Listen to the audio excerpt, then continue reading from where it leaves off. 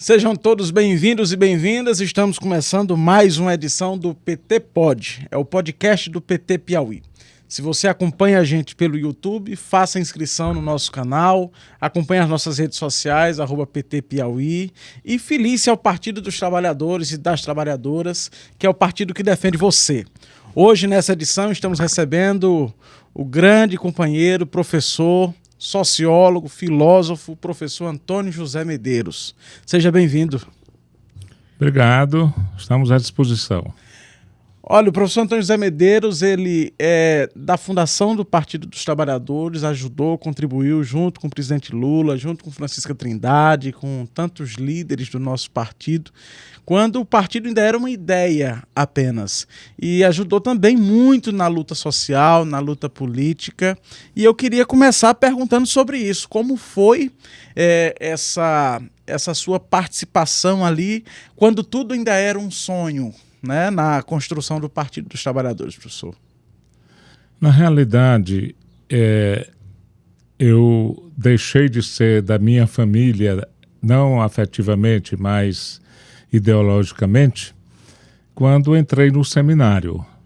Ainda era muito novo, fazendo ensino fundamental, o antigo ginásio, e passei a ser formado e me orientar pelas ideias da Igreja Católica. Só que tive sorte, porque era a época da abertura do Papa João XXIII, do Papa Paulo VI, do Concílio Vaticano II, Dom Avelar Brandão Vilela, aqui um bispo também de ideias arejadas. Então eu comecei a me despertar para essa questão de preocupação com os mais pobres, com os que sofrem. Depois eu fiz o vestibular para a Faculdade de Filosofia, a Faculdade Católica de Filosofia, ainda não existia a universidade, na época do grande onda do movimento estudantil, da passeata dos 100 mil no Rio de Janeiro. Foi a época em que o Zé Disseu, Vladimir Palmeira se projetaram como lideranças estudantis, e aqui, junto com o professor Ubiraci Carvalho, o professor Zé Reis, a gente fez esse movimento. Eu passei a me considerar uma pessoa de esquerda, que a gente se considerava esquerda católica, com a posição crítica em relação aos partidos comunistas, às experiências da União Soviética e outros partidos. Era a mesma época em que o Betinho participava disso, o Frei Beto. A gente não tinha ligação orgânica com ele, mas em termos de leituras e orientação, era um pessoal mais à esquerda dentro da igreja. De forma que eu já tive uma formação de esquerda antes do PT, mas como tinha uma posição crítica aos partidos tradicionais de esquerda, nunca me filiei a esses partidos. Foi quando tive preso como líder estudantil por causa de participação, inclusive no Congresso da UNE, que era clandestina. Você lembra o ano? Foi em 1968. Depois eu tive preso mais 3 vezes aqui. O gás, eu vim aqui, prendia todo mundo que era considerado de esquerda para passar 24 horas. Ele tem uma passagem tranquila. Quando eu nunca dei o tiro nem de baladeira, nem de espingarda. De baladeira sim, quando era menino, mas de espingarda. Minha luta sempre foi mais de ideias. Eu tinha uma posição de respeito, mais de crítica aos companheiros que optaram pela luta armada. De forma que eu já vivia esse clima, muito influenciado pelas ideias do Paulo Freire, da educação popular. Tinha uma convivência com o MEB, Movimento de Educação de Base, que funcionava aqui, ligado à Diocese. Não era funcionário, mas tinha uma convivência muito grande. De forma que, quando chegou o PT, eles, um amplo setor do PT foi construído por essa linha de pensamento. Tinha também muitos marxistas mais críticos e até muitos grupos mais radicais, trotskistas, que juntamos nessa grande frente e houve muitos embates no início, mas terminou predominando a ideia que vinha das lideranças sindicais Nesse sentido, o Lula, o Olívio Dutra, o Jacob Ittar foram muito importantes, que o PT era um partido estratégico.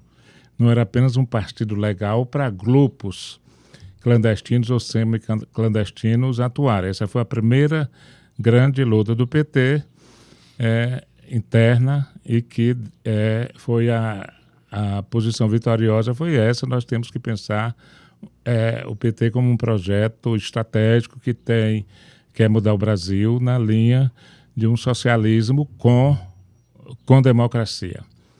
Aqui no Piauí, eu já tinha essa ligação anterior com a Universidade MEB e, na época, com a Comissão Pastoral da Terra, na época A CPT. CPT, um pouco antes da fundação do PT. Era convidado para assessorar. Por que isso é importante? Porque foi esse contato com a base de trabalhadores rurais que viabilizou a constituição dos diretórios do PT, a legalização do PT. Nós conseguimos precisava fazer 25 diretórios municipais, naquela época eram 114 municípios, nós fizemos 27, de forma que nós contribuímos para a legalização nacional do PT, o Piauí contribuiu. E eu me lembro que na primeira convenção nacional, o Francisco Verfort, que na época era secretário-geral do PT, disse: parabéns, Antônio José, vocês do Piauí conseguiram. Nós aqui nas nossas contas achávamos que o Piauí não ia ser um dos estados que legalizasse o número exigido de municípios, porque a política tradicional, muitos dominadores... a gente tem que ver a mudança que houve na cabeça dos trabalhadores rurais. Então o Piauí vem contribuindo com o PT não só nas eleições de 2002 para cá. Na fundação do PT, o Piauí já teve uma contribuição significativa, não é isso? Exato, já foi um dos estados que conseguiu além da meta, construir o número de diretórios municipais para ter o diretório estadual e ajudar ser um dos, me parece que eram 9 ou eram 12, que precisavam os estados onde tivesse diretório legalizado.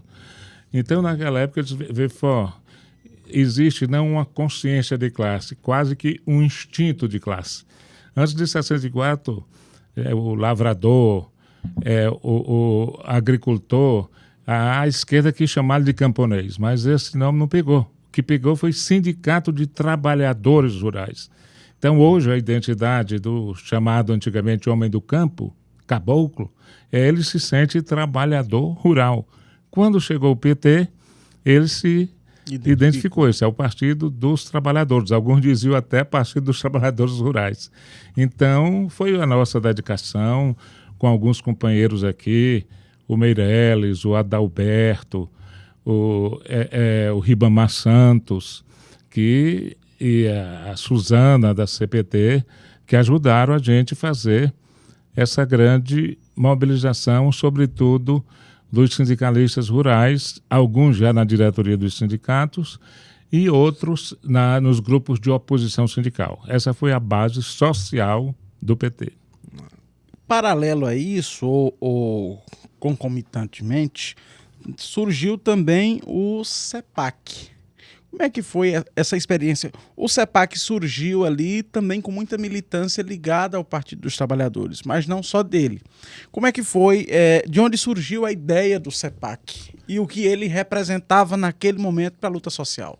Certo. O CEPAC vem mais também da CPT e da Igreja. E depois, quando esse grupo todo, esse movimento todo de base da Igreja, das comunidades eclesiais de base, foi para o PT, evidentemente o CEPAC não era ligado ao PT, era uma associação da sociedade civil sem fins lucrativos, uma ONG, como se chama hoje, ou uma organização da sociedade civil, como se chama. Mas o CEPAC era um centro de educação e assessoria. Nós queríamos chamar o CEPAC de CEPEP, Centro de Educação Popular do Piauí. Mas como nós ainda estávamos na época de transição da ditadura, era o governo Geisel para o governo Figueiredo, nós não quisemos usar o nome Educação Popular no título. Aí usamos Ação Cultural. Ficou, então, o nome CEPAC. Mas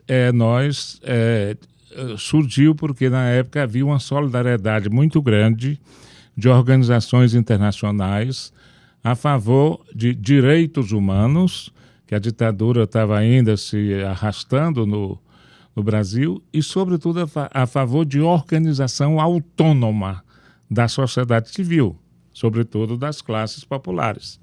Então, nós começamos tendo a ajuda do MILAL, Movimento de Leigos da América Latina, através dos padres italianos que trabalhavam no Parque Piauí, Padre Sandro, depois o Padre Roberto, Padre Benedito, Padre Luigino. E também a primeira entidade que nos ajudou foi a Oxfam, que é o movimento leigo de solidariedade ao terceiro mundo, como se dizia na época, da Inglaterra. Depois nós tivemos ajuda de entidades da Alemanha, de entidades da Suíça, de entidades da França, porque não era só o CEPAC no Piauí, eram vários centros, inclusive o IBASE lá. A Coping também? A Coping tem mais especificidade do movimento na Alemanha, é um movimento específico. Entendi. Mas o Cajamar, em São Paulo... Já estive lá no Cajamar. Então, várias entidades populares de assessoria. E nós aqui nós éramos organizados em 3 setores. Tinha o setor de assessoria ao sindicalismo rural, o setor de assessoria ao sindicalismo urbano e o setor de assessoria aos movimentos populares, que eram mais associações e conselhos dos bairros. Sim. Na época, sempre nesses movimentos se valorizava a participação das mulheres e dos jovens, mas ainda não tinha um movimento negro organizado surgindo, embora começasse a surgir no início dos anos 80, ainda não tinha, e não tinha movimento LGBT como movimento social. De forma que nós concentrávamos mais nesses 3 setores. Chegamos a trabalhar em cerca de 50 municípios, não era ainda 224, era um pouco mais dos 114, e nós ajudamos alguns centros desses, para poder o CEPAC ficar mais na região da Grande Teresina. Então surgiu o CEA em Piracuruca, surgiu o CEPES lá em Esperantina, surgiu o CAMP lá em Parnaíba, o CEPAVA em Valença. A gente era sempre articulado. Sim. O CEPAC ajudou a articular esses centros e que eram mantidos com o apoio dessa solidariedade internacional. Tínhamos 2 movimentos, o Cefas em Floriano, que aí era mais da diocese, do Adilberto, que sempre teve essa preocupação social. E em Picos, com Dom Augusto, um bispo que ainda é vivo, muito progressista, muito simples, que era mais era a diocese de Picos que assumiu. Lá não tinha um centro, era porque a diocese fazia esse trabalho e a gente se articulava muito. Foi muito importante. Desse trabalho nosso, se renovaram os sindicatos de trabalhadores rurais, grupo de oposição viraram diretoria, a CONTAG e flechou na FETAG aqui para uma posição um pouco mais progressista. Ainda hoje continua um pouco com altos e baixos, mas faz um trabalho interessante. Hoje, um dos melhores trabalhos com mulheres e jovens é feito pelo Sindicato de Trabalhadores Rurais. Os primeiros vereadores do Partido dos Trabalhadores no interior foram lideranças sindicais rurais. Depois é que outras categorias começaram a participar e a ter representação. Nós ajudamos a vencer os pelegos, que não era xingamento, não. Os líderes sindicais urbanos eram pelegos mesmo, eram compactuados com os patrões. Então, era um instrumento do capitalismo mesmo. Do capital mesmo. Então foi uma luta mais pesada. O primeiro que nós conseguimos foi o Sindicato dos Comerciários, com o Evaldo Ciríaco. Depois conseguimos a vitória no Sindicato dos Bancários, com o Elton Dias, Regina, Olavo Rebelo, o Assis Carvalho, o Jesus Rodrigues Alves, que eram da PCF, da Caixa Econômica, e terminaram conseguindo a vitória no Sindicato dos Bancários. Os dois ajudaram muito os outros sindicatos. E daí também surgiu a CUT, com apoio do CEPAC. O João Galberto era um advogado prático. Era uma das pessoas que conhecia a CLT da burocracia mais do que muitos advogados, porque era o foco dele. E também foi importante dessa época a organização de associações de moradores, em Teresina sobretudo, mas também em Picos, em Parnaíba, naquela região norte. Daí surgiu a FANC, Federação de Associações de Moradores e Conselhos Comunitários. 2 pessoas, aliás, umas 4 pessoas, a Trindade, o Marcelino, o Ataelson, que é professor de geografia hoje meu Deus do céu, me passou o nome dele, é professor de geografia na Universidade Federal de Goiás hoje, daqui a pouco eu me lembro o nome dele. Sim. Então, foram frutos concretos. O que existia de setor popular organizado recebeu um apoio muito forte do CEPAC. Depois o CEPAC entrou numa crise e terminou se extinguindo. Entendi.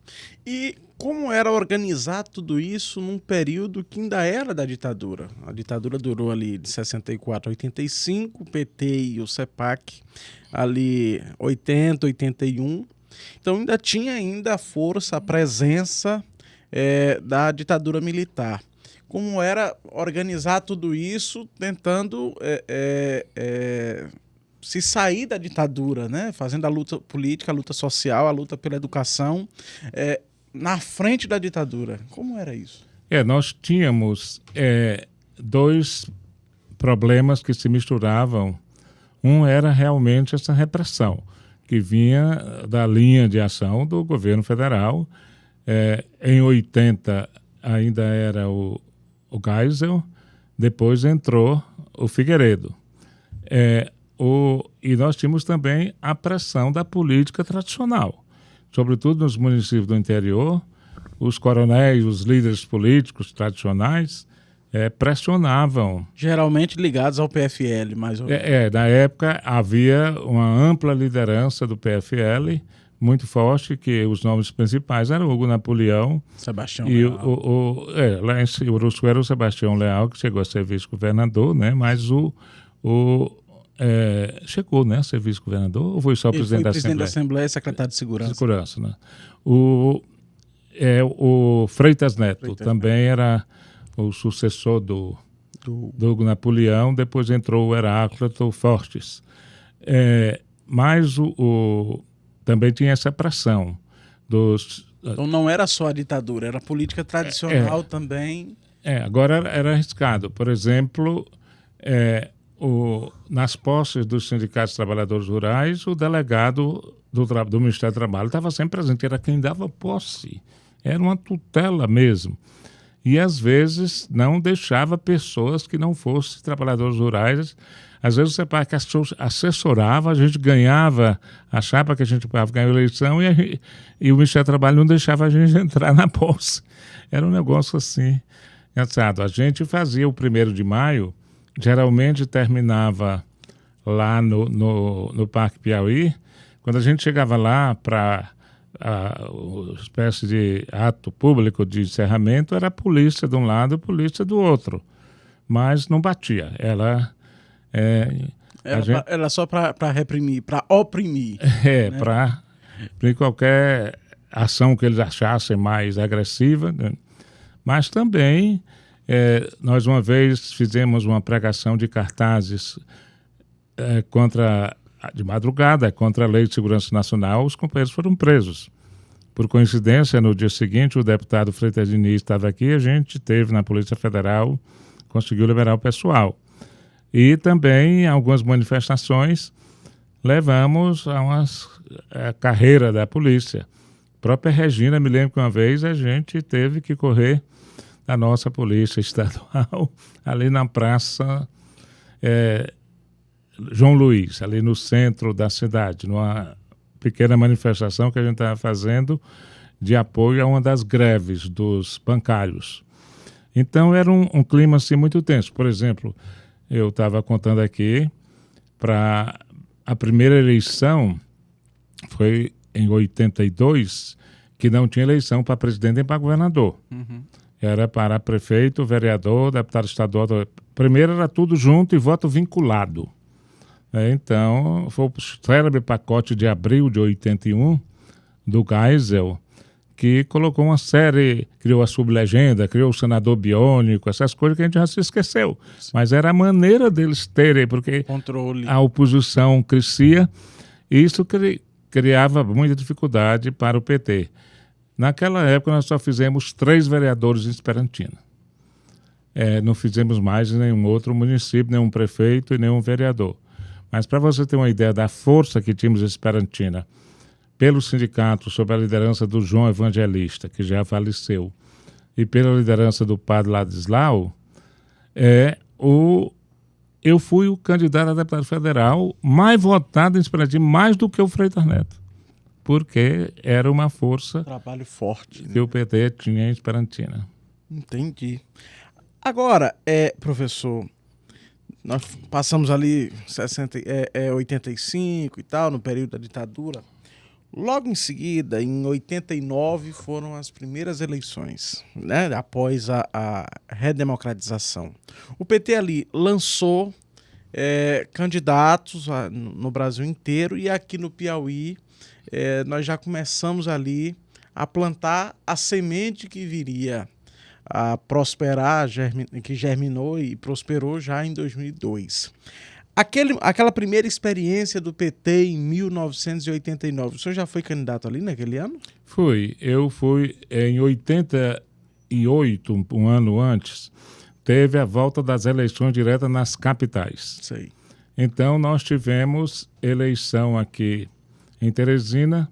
Eu fui candidato a prefeito só para questão de marcar a bandeira. 89, que foram as eleições ainda, eu fui candidato a vereador.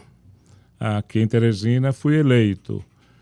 Na época era como hoje. Na época o eleitorado devia ser 320 mil, hoje é 420 mil aqui em Teresina, mas tinha 400 candidatos. Tanto assim que foi o candidato mais votado para vereador de todos os partidos, com 5.400 votos. Hoje eu acho que para ser o mais votado vai ter um pouquinho mais. Talvez um se sobressaia ou 2, e outros aí... mas vai ser muito distribuída a votação. O negócio de que vai ter muita gente, com 6, 7 mil, é provável que não. Acho que vai ter... Então, em 89, mas eu fui candidato a vereador e eu quero só ressaltar o seguinte. Nós tivemos uma experiência de mandato coletivo. O Nazareno foi... Já em 1989, então... que nós não chamávamos mandato coletivo, nós chamávamos o rodízio.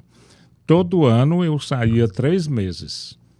Entrava, nos 2 primeiros anos, entrou o Nazareno, que era o primeiro suplente. Quando o Nazareno foi eleito no meio do mandato, foi eleito deputado estadual. Então, nos 2 últimos anos, entrou o Evaldo Sirico, que era o segundo suplente. Nós tínhamos esse pacto de... a gente tem que ver as condições das pessoas. Eu nunca fui um político profissional. Fui aprovado na universidade para concurso. Eu podia sair e vivia naqueles 3 meses sem um salário de vereador com meu salário de professor da universidade. Então isso ajudava. Não? Mas tinha a vontade política de fazer. Que eu acho que o PT perdeu ao não continuar fazendo mandato coletivo ou rodízio de mandato. Então, aquela experiência naquele momento, ela se multiplicou pelo Brasil? Você tem lembrança de que outros estados tivessem feito alguma experiência? Poucos municípios fizeram essa experiência. Agora está voltando de novo, pelo menos o debate. Vamos ver se começa a acontecer. Aí depois de 89, né? Vamos passar agora para 2002. 2002, parece que tinha ali um acerto antes da eleição, que o companheiro Roberto John seria candidato a governador. E o companheiro Wellington Dias seria candidato a senador. Aí teve um processo que virou tudo na última hora. Acho que era deputado federal na época, o Wellington Dias. O Wellington era federal. Foi candidato a governador e o companheiro Roberto John foi para o Senado. Como é que o que foi naquele momento que fizeram mudar a estratégia? Porque vinha ali de uma cassação do Monsanto, e quem assumiu o governo foi o Hugo Napoleão. Você consegue... Eu queria só rapidamente registrar os anos 90, que nós tivemos eleição de deputado estadual e de deputado federal. Inclusive, o Wellington foi eleito deputado federal em 98. 98. E a Trindade foi eleita estadual nessa também em época. 98. E o Nazareno já tinha sido. E nós tivemos também experiência de prefeito. Nós tivemos uma experiência aqui em José de Freitas, que os dois grandes chefes políticos se juntaram e o povo protestou e foi eleito Pedro Paulo, do PT, um rapaz muito bom. Houve alguns desentendimentos.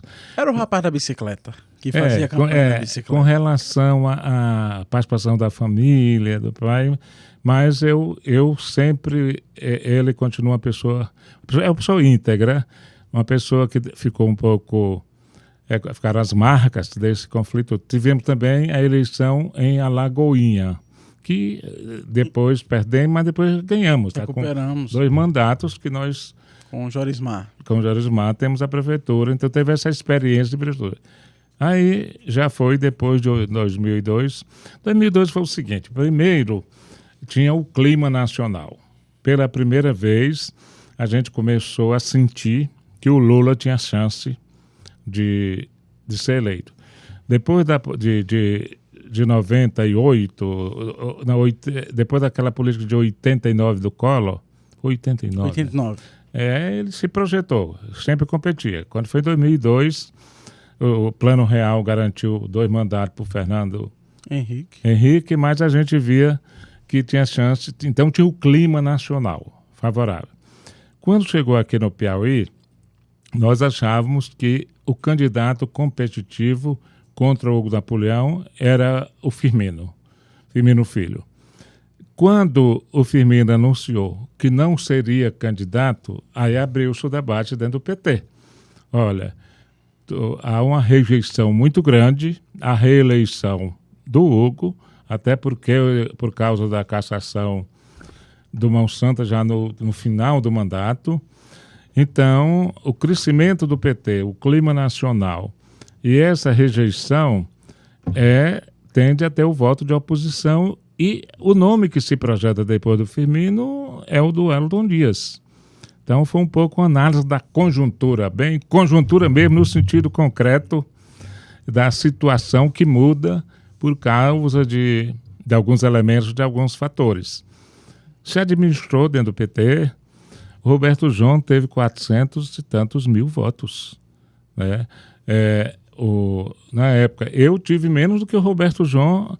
Em 2010, ele teve 470 e eu 420. Então, percentualmente, foi a época... Ele teve um percentual bom, mas acho que foram eleitos, na época... O próprio Monsanto foi candidato Monsanto, e, se não me engano, o Heráclito. E o Heráclito. Então, foi esse o contexto e que deu na eleição do Roberto. A Trindade foi eleita federal. Mais votada. Mais votada. Na história do Piauí até hoje. Até hoje, em termos absolutos. Se for em termos 170 mil votos, 160 e poucos mil votos. Eu, que depois tive uma grande votação em 2006, foi 132. E o próprio Marcelo Castro, que já foi o deputado mais votado, acho que foi 159, parece.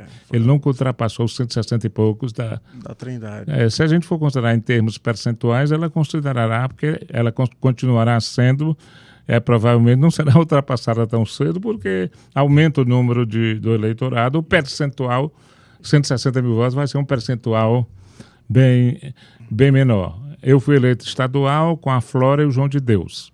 Isso em 2002. 2002 e ganhamos o governo nacional e aqui. Aquele momento, você já vinha de uma experiência de vereador, já vinha da experiência da luta política, mas cheguei na Assembleia, e agora? Certo? As bandeiras que chegaram naquele momento de um Piauí que ainda vinha da política tradicional, certo? A política do PFL mesmo, a política dos coronéis, dos chefes da política, se encontraram agora, naquele momento, com a classe trabalhadora chegando no parlamento com mais força, certo? Porque não era só a chegada do professor Antônio José que já significaria muito, mas vinha junto a deputada Flora Isabel, que vinha João de Deus. Do banco também, né? A deputada Flora vinha da luta sindical. Não, Ministério do... Ela era da área sindical dos servidores públicos. Dos servidores públicos, e o João de Deus, que vinha do movimento dos professores. Chegou ali uma nova bancada. Como era a luta dessa nova bancada, batendo de frente ali com a política tradicional? Olha, já tinha tido a experiência anterior do Wellington e o Olavo. Agora é diferente. Aí é que foi esse clima que você desenhou, em que nós não éramos governo e era um embate, teve muitos conflitos. Com o Wellington, eu me lembro que na época, por exemplo, se conseguiu, por causa da pressão da opinião pública, acabar com a aposentadoria de deputado, que depois voltou e depois acabou. Na Câmara, eu, quando fui vereador, fiz um projeto, acabou. Tinha aposentadoria de vereador. E através de um projeto da minha autoria, nós, com apoio do doutor Alcendo Almeida, nós éramos 2 vereadores, eu tenho muito respeito pelo doutor Alcendo, hoje é falecido, uma pessoa íntegra. Nós aprovamos esse projeto. Fizemos reunião. Quem já era aposentado não ia perder. Tivemos que reunir todos os vereadores aposentados para dizer que eles não iam ser prejudicados. E quem tivesse mais de 15 anos de contribuição, só tinha o Toranga nessa situação, que terminou se aposentando depois. Mas nós aposentamos e lá não voltou. Então não tem mais aposentadoria de vereador na Câmara Municipal de Teresina. Em 2003, janeiro, eu passei um dia na Câmara, porque no dia seguinte tomei posse como secretário estadual de Educação. Mas os companheiros que ficaram lá já era um clima diferente, porque nós tínhamos o governo. Então o governo teve que começar, já o pessoal do PMDB, até por causa da campanha que votou no Wellington em protesto contra o Hugo, já passou a ser, embora a gente não fosse coligado, já passou a ser base do governo. O PL, que era liderado pelo Xavier Neto, era coligado. Então já foi um clima diferente, que é o que permanece até hoje. O governo consegue fazer uma base maior do que a bancada do PT. O presidente da Assembleia era o Kleber Eulálio. Kleber, né? O deputado Kleber. Então tinha uma relação mais amistosa que garantiu a governabilidade, que garante até hoje. O Kleber e o Marcelo Castro, no caso já era federal, sempre tiveram uma relação muito amistosa dentro do PMDB, sempre tiveram uma relação muito amistosa com o PT. Inclusive nas questões nacionais, o Marcelo tem essa posição. Então aí se assumiu a Secretaria de Educação. Um defensor das ideias de Paulo Freire chega na Secretaria Estadual de Educação, pegando um Piauí que vinha de um outro ritmo, certo? Então tinha ali a história que o próprio hoje ministro Wellington diz, que era trocar o pneu com o carro andando, né? E hoje o seu trabalho é reconhecido como uma das melhores gestões na Secretaria de Educação dos últimos anos aqui no estado do Piauí.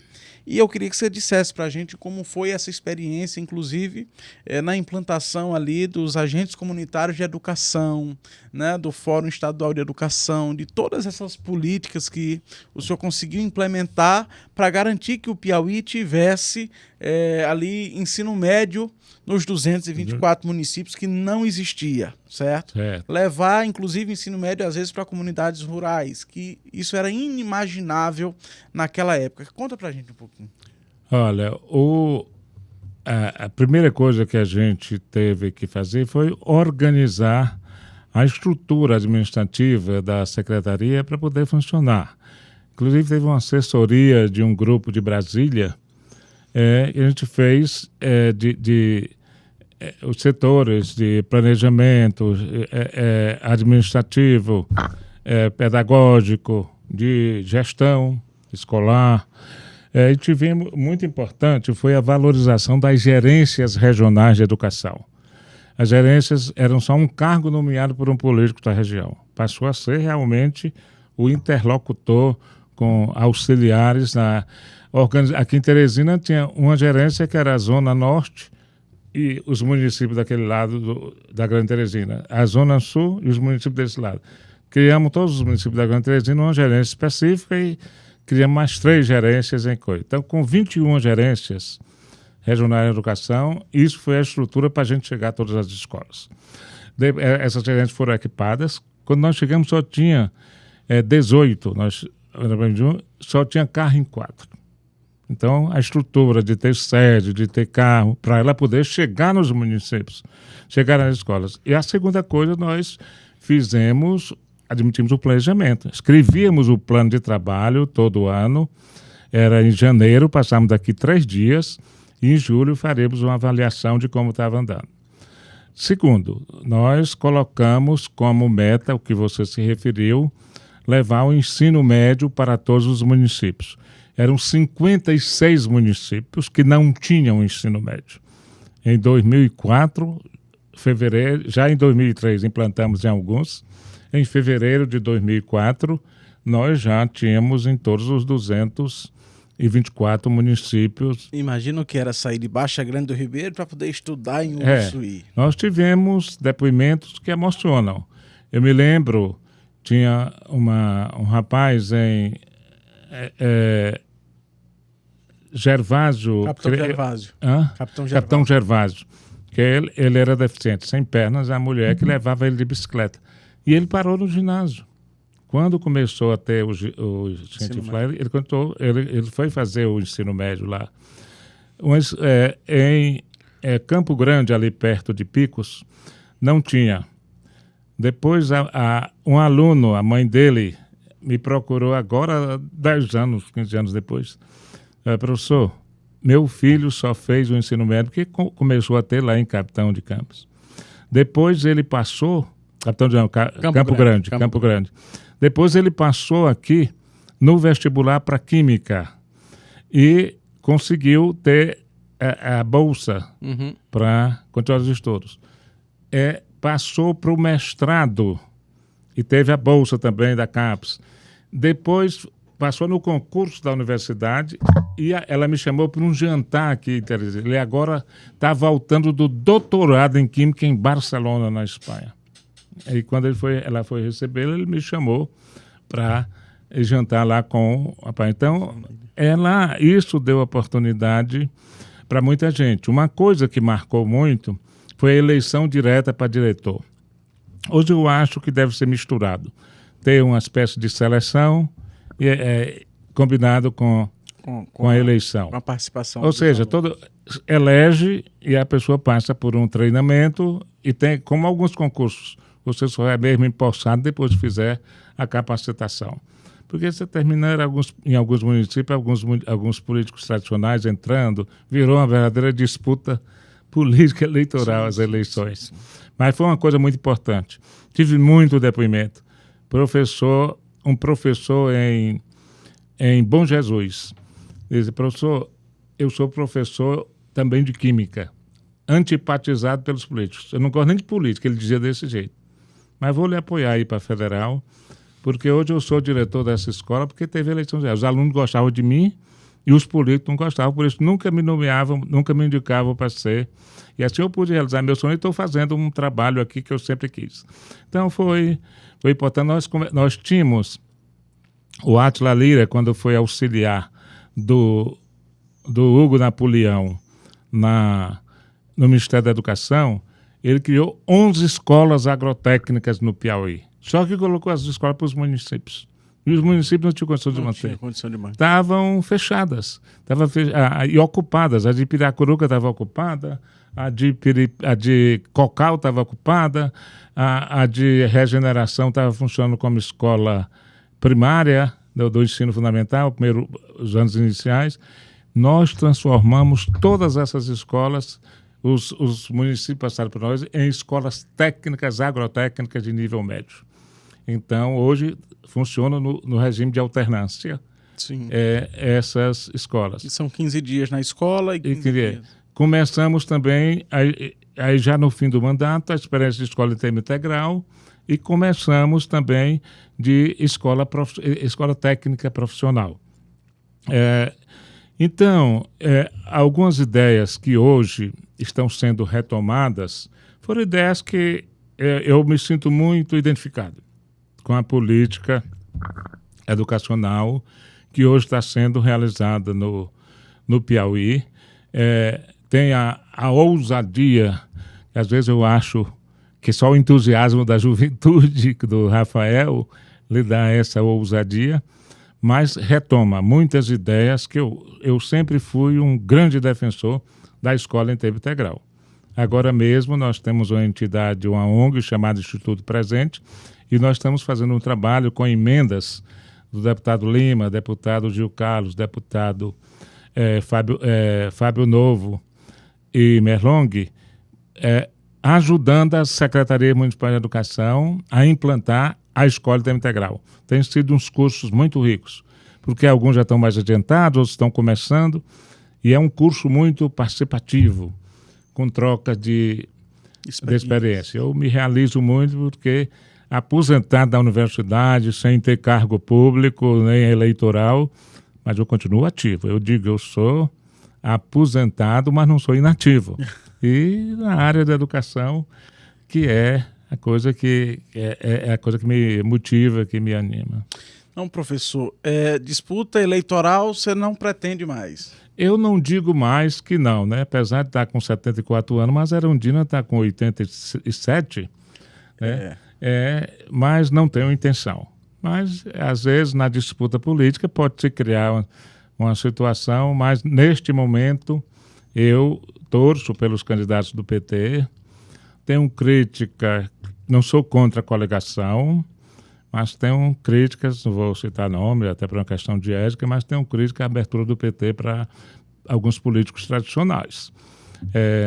Todo mundo conhece a minha posição. Sou amigo deles e quero essas pessoas como coligados, mas uma coisa é o governo não é só do partido, o governo tem que ter abertura, não existe, é difícil um partido ter 50% do legislativo, então tem que ter as coalizões, tem que ter a pessoa sem perder o eixo, e nesse ponto eu acho que o Rafael, sendo uma grande frente, mas ele consegue manter um eixo em termos de uma proposta política. E no caso específico mas eu não tenho nenhuma intenção de disputa eleitoral.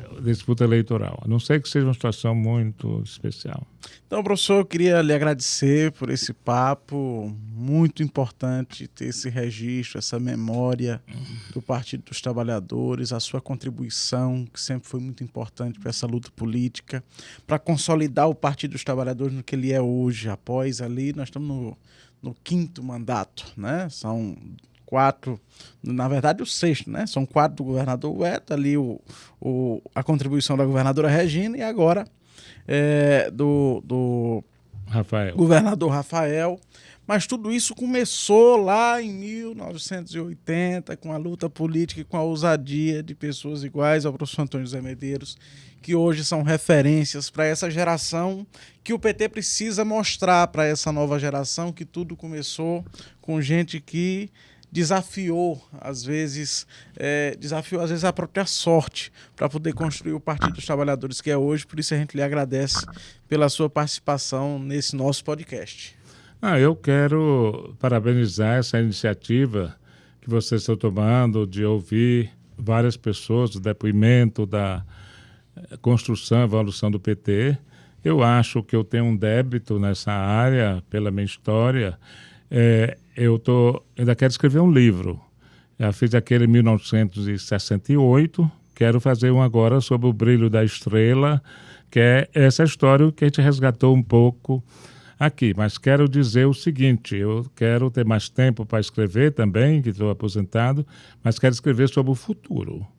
Eu não quero só falar do passado. Eu, enquanto vida tiver, quero pensar sempre no futuro melhor.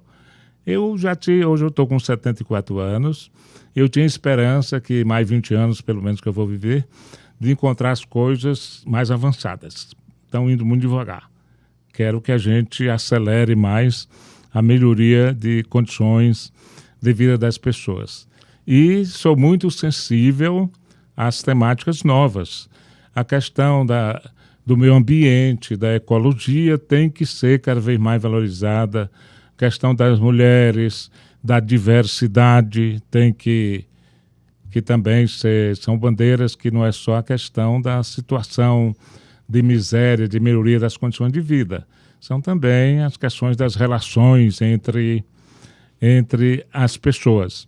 E, sobretudo, uma atualização tecnológica. Eu acho que startups. Ainda vou me matricular. Eu digo brincando para o Rafael, rapaz, eu vou ter que me matricular no ensino médio na disciplina Inteligência Artificial. Inteligência Artificial. Para eu poder entender o que diabo é isso. Mas eu sei, como da área de ciências humanas, ele é da área matemática, das ciências naturais, entende muito esse assunto. Eu ainda não entendo muito, mas tenho consciência de que é importante. E o Piauí precisa dar saltos. E a gente, quando dá saltos de tecnologia, a gente tem mais chance de alcançar, de superar as distâncias. É isso. Conversamos hoje com o professor Antônio José Medeiros. Você que acompanhou o nosso podcast, inscreva-se no nosso canal, filie-se ao Partido dos Trabalhadores no link que vai aparecer na tela para você e acompanhe as nossas redes sociais. Essa foi mais uma edição do PT Pod, o podcast do PT Piauí.